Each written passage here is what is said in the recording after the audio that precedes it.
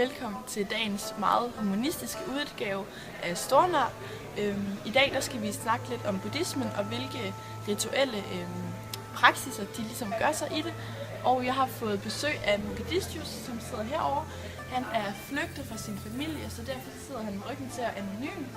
Og så har jeg taget min gode tolk med Sofie, som skal hjælpe mig med at forstå, hvad det er, Mogadiscius svarer på vores danske spørgsmål. For han forstår nemlig godt dansk, men han kan ikke snakke dansk. Så lad os bare starte.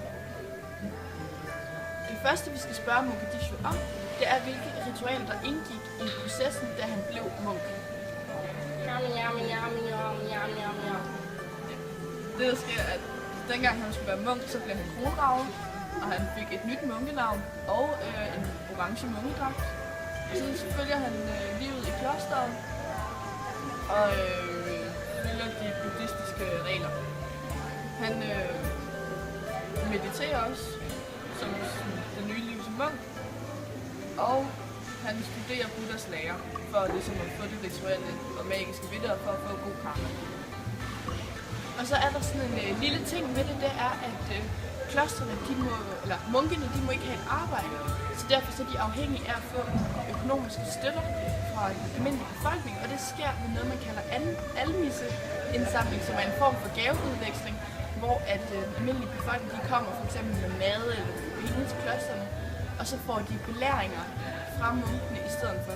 Så man giver nemlig noget for at få noget, og det er også en vigtig del af det karma-begreb, som de har, fordi de skal ikke tænke så meget over, at de giver noget, og at de skal have noget igen, men bare gør det for ligesom at få noget. Meditation, det er, som igen, der er blevet sagt tidligere, meget, meget vigtigt for munkene. Og der er meningen med det, at de skal have en indsigt, som de kalder vipassana. Og så også noget opmærksomhed, som bliver kaldt for sati.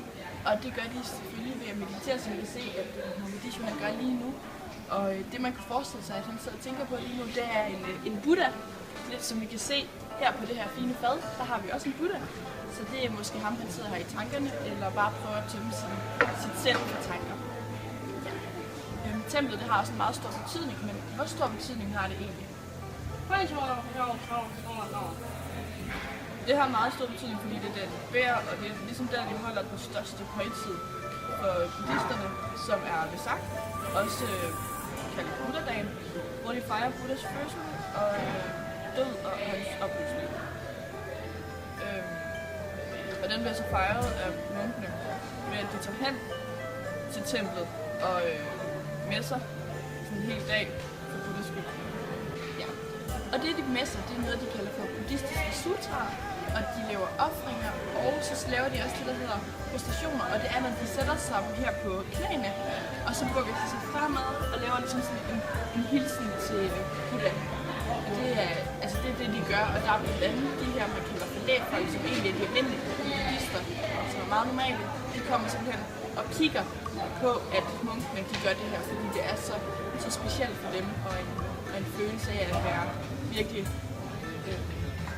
sådan tilsluttet til Buddha.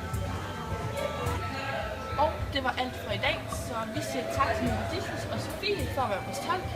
Og så skal vi så sige, at næste gang vi har på besøg her i det humanistiske Stornør, så skal vi kigge lidt på islam og de ritualer, de har der.